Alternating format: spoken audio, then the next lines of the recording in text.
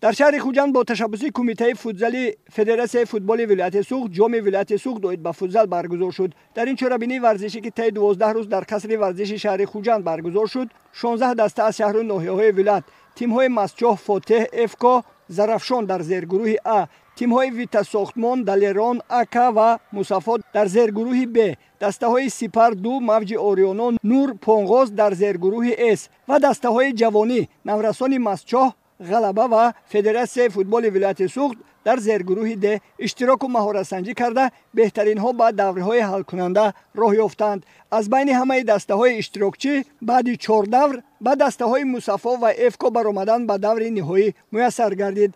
در دیدار نهایی فوتزالبازان دسته مصفا از محله مصفای ناحیه باباجان غفورов مهارت بلند نشان داده به گرفتن مقام اول مشرف شدند. در مراسم پوشیده شوی این چهاربینی ورزشی غالبان جایزه‌داران مسابقه و اشتراکچیان بهترین را نمایندگان فدراسیون فوتبال ولایت سوخت و رهبریت ریاست کار با جوانان و ورزش ولایت تبریک نموده ابراز داشتند که با دستگیری فدراسیون فوتبال مملکت نمود فوتزال سال از سال در تاجیکستان رشد یافته ایستاده است.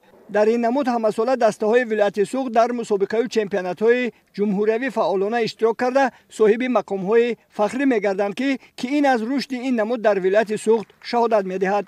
غالبان جایزه‌داران مسابقه با مدال افتخارنامه و جام و جایزه‌های مقامات اجرایی حکومت دولتی ولایت سوخت و فدراسیون فوتبال ولایت در فضای تنتنوی قدردانی کرده شدند. جای اول رو اشغال کردیم.